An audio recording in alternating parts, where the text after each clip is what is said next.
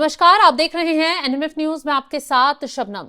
क्या बांग्लादेश और पाकिस्तान मिलकर भारत पर कोई बड़ा हमला करने वाले हैं या फिर भारत के खिलाफ साजिश के लिए दोनों के बीच कोई बड़ी डील होने वाली है? दरअसल खबर आ रही है कि जल्द ही बांग्लादेश और पाकिस्तान के सैन्य अधिकारियों की मुलाकात हो सकती है, बड़े नेताओं की मुलाकात हो सकती है और रक्षा क्षेत्र में दोनों समझौता भी कर सकते हैं। ठीक वैसा समझौता जैसे हाल ही में सऊदी अरब पाकिस्तान के बीच हुआ कि अगर एक देश पर हमला बोला गया तो दोनों पर माना जाएगा। तो ऐसे में अगर बांग्लादेश पर हमला बोला गया तो पाकिस्तान पर माना जाएगा, पाकिस्तान पर कोई वार हुआ तो बांग्लादेश पर भी वार माना जाएगा। और इससे बीच कुछ नेताओं के बयान भी पाकिस्तान से वायरल हो रहे हैं।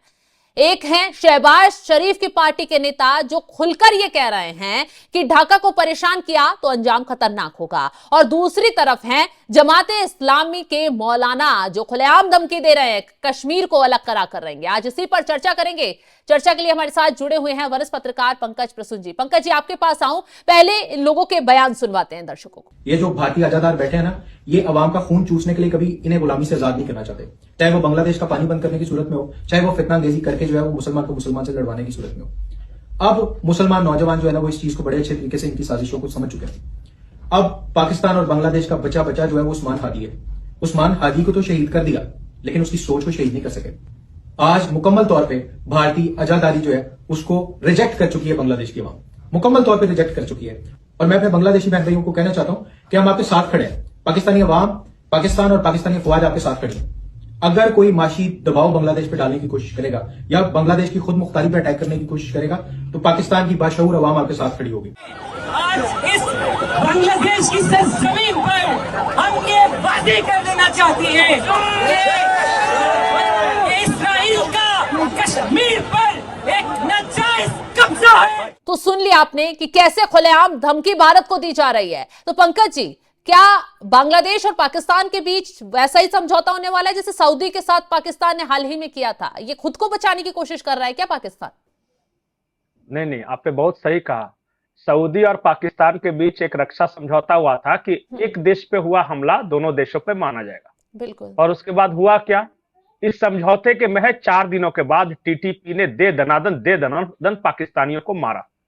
अब भर पेट मारा। उसके बाद सऊदी अरब ने क्या किया, हाथ खड़े कर लिए, बोला यार कि ये समझौता अफगानिस्तान पाकिस्तान के मामले में थोड़ी था, ये तो हम दोनों के बीच था। और उसके बाद सऊदी अरब ने कहा कि एक काम करो, तुम दोनों तालिबान जो है अफगानिस्तान का वो और तुम लोग दोनों टेबल पे बैठ के आपस में डिस्कस कर लो, हम इसमें कहीं नहीं। ऐसा कैसा समझौता भाई। उसके बाद जब ईरान के मामला एक आया कि क्या हुआ कि ईरान की एक फ्लाइट थी, मतलब फाइटर जेट था, वो आके बलूचिस्तान में उन्होंने कुछ लोगों को पकड़ा और पाकिस्तानियों ने उनपे गोलियां चला दी। उसके बाद ईरान के फौज ने 3 पाकिस्तानी फौजी को मार डाला। उसके बाद फिर गया कि भैया समझौता था हमारे साथ आपका, ईरान भी हमें पीट रहा है। बोले यार ईरान के मामले में थोड़ी ना था ये समझौता। ये हाल है। ठीक उसी तरह का समझौता ये पाकिस्तान को सिक्योरिटी तो नहीं दे रहा था, तो सऊदी ने क्यों किया ये समझौता? और ऐसे समझौते के लिए बांग्लादेश भी जा रहे हैं। नहीं, सऊदी ने इसलिए समझौता किया कि हम तुम्हें पैसे देंगे, तुम भिखारी हो, तुम हमें उसके बदले हमारे लिए लड़ने के लिए सैनिक भेजना। एक लाइन में हमें थोड़ा यमन ज्यादा परेशान कर रहा है तो तुम तो ऐसे भी भाड़े पे किराए पे सैनिक भेजते ही हो हर जगह, तुमको तो पैसे से मतलब है, तो हम पैसे देंगे या तुम किराए पे सैनिक भेजना। हाँ, इसको नाम दे देंगे डिफेंस पैक्ट, ताकि तुम्हारी भी इज्जत बची रहे। अपने घर जाके तुम भी तो कुछ कहोगे, क्या बोलोगे कि हम गिरवी रह के आ गए? तो ऐसा तो बोल नहीं सकते। देखो कुल मिला के यार तुम हो भिखारी और तुम्हें चाहिए चवन्नी, तो जिसके पास जाओ और उस चवन्नी के बदले तुम्हारी कोई इज्जत आबरू भी लूट ले तो तुम चुपचाप रह जाना, आ जाना अपने घर पे। यही समझौता वो सिर्फ करता है और बड़ी बड़ी डींगे हाँकता है अपने यहाँ। सऊदी से समझौता सबने देख लिया, अब बांग्लादेश में यही समझौता करने की बात चल रही है, तो क्या बांग्लादेश साथ खड़ा होगा पाकिस्तान के, अगर पाकिस्तान किसी देश से मार खाता है तो? अच्छा, बड़ी हंसी की बात है कि पाकिस्तान को अब बांग्लादेश बचाएगा या बांग्लादेश को पाकिस्तान बचाएगा। 2 कंगले मिलके क्या कर लेंगे इन दोनों? अच्छा, बांग्लादेश के पास रेगुलर एयरफोर्स तक नहीं है, 2-4-10 प्लेन हैं, पुराने जमाने के F-28 उसको बोला जाता है।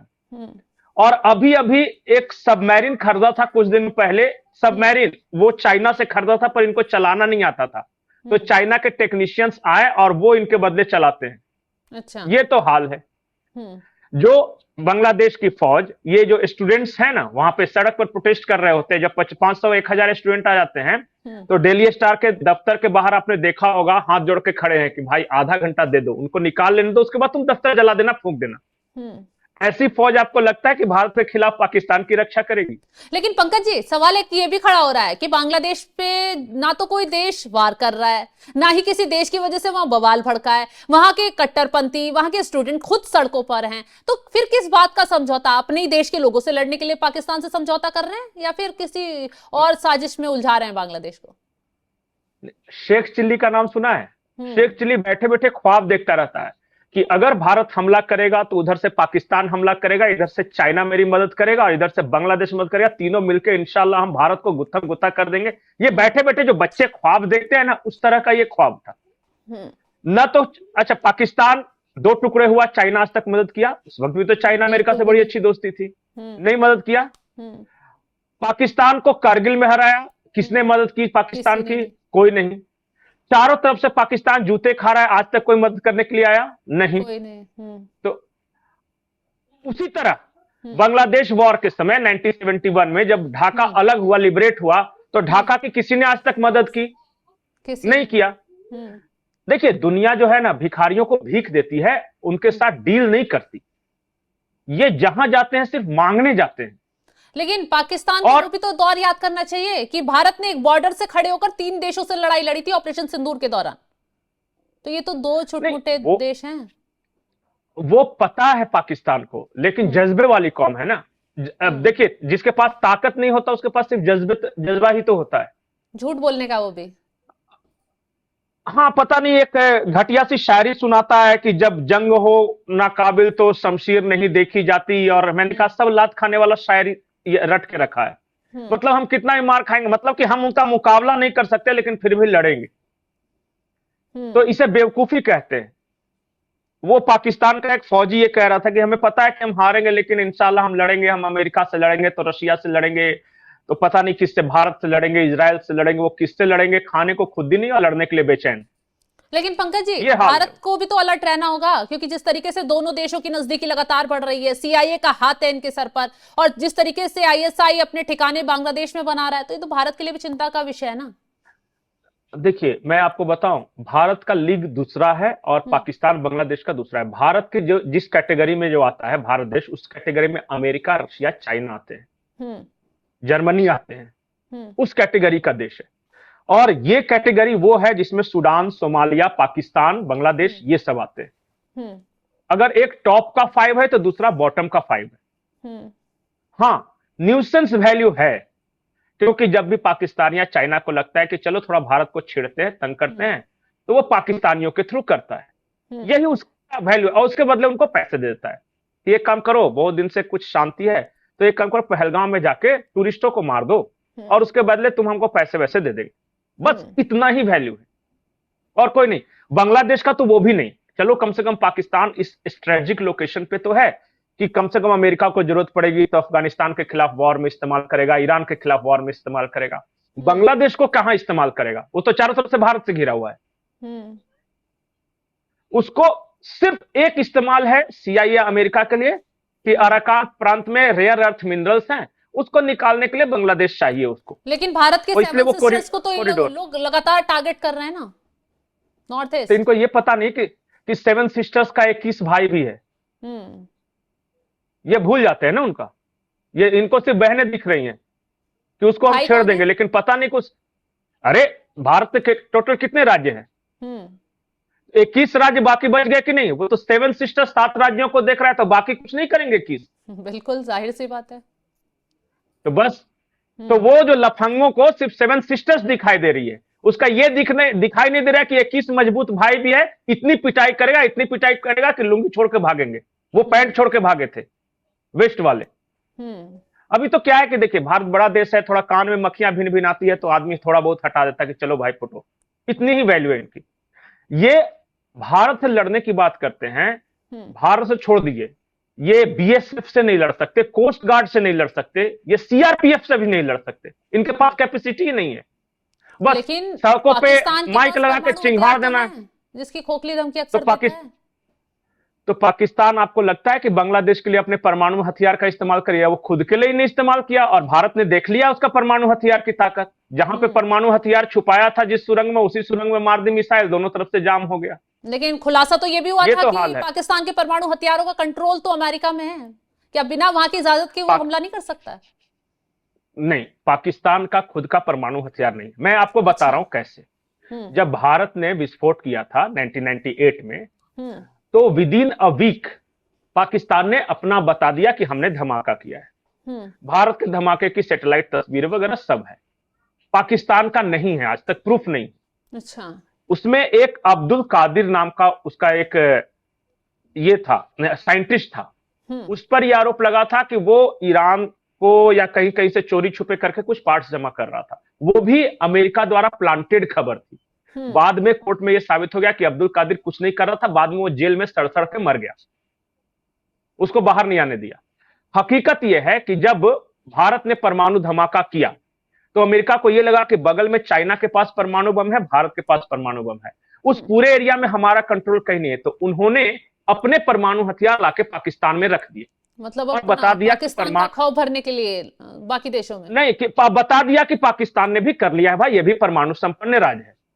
अब हुआ ये, वो क्यों रखा, उसका कारण था कि अगर कल को जाके परमाणु कोई हादसा होता है तो वैसे अमेरिकन मरते, और यहां तो एक तो सेफ है कि अगर मरेंगे भी तो पाकिस्तानी मरेंगे, तो कोई टेंशन है नहीं अगर हादसा। दूसरा कि अमेरिका से कैरी करके ले आकर यहां पे लड़ाई लड़ना थोड़ा सा मुश्किल है। हाँ। यहां पे रखा रहेगा तो कभी भी बगल में चाइना है, बगल में भारत है, तो हम इस्तेमाल कर सकेंगे। हमें ट्रांसपोर्टेशन कॉस्ट उस वक्त नहीं रहेगा और उस जगह पे हमारे हथियार मौजूद रहेंगे। इसीलिए कि जब पाकिस्तान में हमला किया भारत ने कैरेना हिल्स में, तो पाकिस्तान से ज्यादा अमेरिका तिलमिलाया। और आपको पता होगा कि जिस दिन भारत ने हमला किया और जैसे ही सीज फायर हुआ, अगले दिन ग्लोब मास्टर आए थे और परमाणु रेडिएशन रोकने वाले वो उस एलिमेंट का नाम पता नहीं क्या, उसको मैं भूल रहा हूं उसका नाम, बोरोन। हाँ, बोरोन भेजा गया था ताकि रेडिएशन फैले नहीं। अमेरिका अपने एसेट को बता रहा था और इसलिए अमेरिका भारत से खफा भी है कि जब तुमको पता था कि मेरा माल यहां पड़ा हुआ है, तब काहे बर्बाद किए तुम। हाँ, पाकिस्तान का तुम कितना भी मार रहे थे, तुम मुरीद के किए, हमने कुछ कहा, तुमने बहावलपुर किया, हमने कुछ कहा, तुमने 8-8 एयरबेस तबाह किए, हमने कुछ कहा। लेकिन जब तुमको पता था कि ये मेरा चीज है तो यहां पे काहे मिसाइल मार दी। और भारत ने कहा कि हम तो रावलपिंडी में मार रहे थे। बोला यार कि चालाक मत बनो, तुम जानबूझ के मेरा यहां डिस्ट्रॉय कियो, और इसीलिए ट्रंप और भारत में तल्खी बढ़ी। बिल्कुल पंकज जी, ये बात तो ठीक है कि परमाणु हथियार पाकिस्तान के अपने खुद के नहीं है, चाहे उन्हें लेकर वो कितनी गीदड़ भभकी दिखाए। दूसरी तरफ बांग्लादेश और पाकिस्तान के बीच कह रहे कि रक्षा समझौता हो सकता है, तो बांग्लादेश पाकिस्तान की क्या मदद कर सकता है, क्या हथियार दे सकता है, और पाकिस्तान क्या हथियार बांग्लादेश को दे सकता है? नहीं, पूरी दुनिया में पाकिस्तान एक ही चीज एक्सपोर्ट करता है। हाँ, वही दे सकता है जो बाकी जो दुनिया को दे रहा है वही दे सकता है ना। तो हाँ, वो आतंकी ट्रेनिंग में एक्सपर्ट है, क्योंकि अफगानिस्तान में मुजाहिदों को ट्रेन किया है, तो वो सारे ट्रेनिंग वाले मास्टर्स वहां पे पड़े हुए हैं बेचारे। कुछ रिटायर कर रहे हैं, कुछ बेरोजगार हैं, उनको बांग्लादेश भेज रहा है कि बेटा तुम भी जिहाद करो, हम तो बर्बाद हुए ही, हम तो डूबे सनम, तुमको भी लेकर डूबेंगे। जैसे ही पाकिस्तान को यह पता चला कि बांग्लादेश की अर्थव्यवस्था अच्छी हो रही है, उसका टेक्सटाइल एक्सपोर्ट एक वक्त तो इंडिया से भी आगे निकल गया, सब कुछ बोला, तो बोला ये कैसे, हमारा बच्चा हम ही से आगे बढ़ जाएगा। तब उन्होंने कहा कि ओ, इनका दिमाग फिराते हैं थोड़ा। तो बोला कि यार तुम तो बंगाली कब से हो गए, तुम तो मुसलमान थे। तो बोला हाँ, मुसलमान भी हैं, बंगाली भी हैं। तो बोला यार तुम व्यापार कब से करने गए, टेक्सटाइल वगैरह, तुम्हारा फर्ज तो सिर्फ जिहाद करना है, तुम तो भूखे भी जिहाद कर सकते हो। बोला कि जी भैया, तो करना क्या होगा। बोला ये सब इंडस्ट्री में आग लगा दो, अपनी संसद भवन में आग लगा दो, अपने प्रधानमंत्री को देश निकाला दे दो और सड़कों पर रोज तांडव करो। इससे क्या होगा, तुम्हारे भी जिहाद का जो अरमान है वो भी पूरा होगा, और मनी मन सोचा कि इसका देश भी बर्बाद हो जाएगा। यही किया है सिर्फ। पंकज जी, जमात इस्लामी की तरफ से कश्मीर को लेकर भी बयानबाजी आ रही है, उस पर क्या कहेंगे? जमात इस्लामी है क्या? जमात इस्लामी बांग्लादेश कौन है वो लोग? जब देश का बंटवारा हुआ तो बिहार से, उत्तर प्रदेश से बहुत सारे ऐसे लोग बांग्लादेश की तरफ भी गए, क्योंकि वो ईस्ट पाकिस्तान था। अब पाकिस्तान भागना था तो कुछ वेस्ट की तरफ भागे, जैसे पंजाब से, राजस्थान से, हरियाणा से, ये सब गए। कुछ बिहार के लोग गए थे उधर जो पैसे वाले थे, लेकिन जिनके पास पैसे कम थे वो गए कलकत्ता के रास्ते ईस्ट पाकिस्तान में कि हम तो रहेंगे पाकिस्तान। अब हुआ क्या कि 1971 के बाद बंटवारा हो गया और ये बन गया बांग्लादेश। तो जो पाकिस्तान गए थे उनका क्या हुआ, वो मुसलमान, और उन मुसलमानों की संख्या उस वक्त 2.5 लाख के करीब थी। तो उन लोगों को कहा जाता है पाकिस्तानी इंट्रैंगल्ड इन बांग्लादेश, ऐसे पाकिस्तानी जो बांग्लादेश में फंसे रह गए। जब बांग्लादेश वॉर ऑफ इंडिपेंडेंस हो रहा था तो इन लोगों ने उर्दू स्पीकिंग पाकिस्तानी फौज का साथ दिया था, क्योंकि ये उर्दू बोलते हैं। उस वक्त लैंग्वेज के नाम पे झगड़ा था ना, तो इन्होंने पाकिस्तानी फौज का साथ दिया था। ये मुखबिरी करते थे पाकिस्तानी फौजी के लिए और बांग्लादेश की महिलाओं के साथ रेप वगैरह करते थे। ये किया। अब वही लोगों ने मिलकर जमात इस्लामी बांग्लादेश बना लिया है और इनका लक्ष्य यह है कि हमें पाकिस्तान के साथ दोबारा मिलना है, और अगर हम नहीं भी मिल सके तो पाकिस्तान के सपोर्ट से चलना है, क्योंकि वी आर पाकिस्तानी। ये उर्दू स्पीकिंग मुसलमानों का ये है जो बंगाली मुसलमानों से नफरत करते हैं। चलिए, इनका कहना है कि हम तुमसे ज्यादा गोरे हैं, लंबे हैं, हम उर्दू बोलते हैं, तुम बंगाली बोलते हो, तुम छोटे दिखते हो, तुम काले दिखते हो, तुम रविंद्र संगीत गाते हो, हम शेरो शायरी करते हैं। तो दोनों का कल्चरल जो डिफरेंस है ना वही है। इन लोगों ने अब क्या किया है, इन लोगों ने कि सत्ता जब जैसे ही हटी शेख हसीना या बेगम खालिदा जिया थी तो इनकी चलती नहीं थी कुछ। कभी कभी चुनाव लड़ते थे, 1-2 सीट, 2-4, 5 सीट ऐसे जीत लेते थे।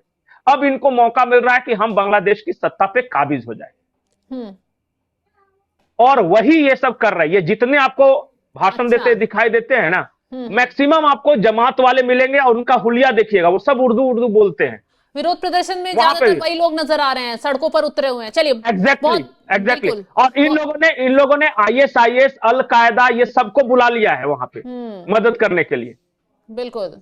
तो पाकिस्तान के जो हुक्मरान बांग्लादेश पहुंच रहे हैं, तो देखिए कैसी करतूतों को अंजाम दिया जा रहा है। फिलहाल आपका बहुत बहुत शुक्रिया तमाम जानकारी देने के लिए। तो बांग्लादेश पाकिस्तान डील करने वाले हैं, अब ये डील किसको ले डूबेगी, खैर ये तो वक्त ही बताएगा, कि भारत पर आंख उठाना दोनों को ही महंगा पड़ सकता है और दोनों ही अच्छे से जानते हैं, क्योंकि दोनों ही इतने काबिल नहीं है कि कोई भी डील कर भारत पर कोई हमला कर पाए, क्योंकि भारतीय सेना अभी से ही मुस्तैदी से तैनात है। आंख दिखाई तो छोड़े नहीं जाओगे। फिलहाल इस खबर को लेकर आप क्या कुछ राय रखते हैं, कमेंट बॉक्स में जरूर बताइएगा। तमाम बड़ी खबरों की अपडेट के लिए आप हमारे साथ जुड़े रहें। नमस्कार।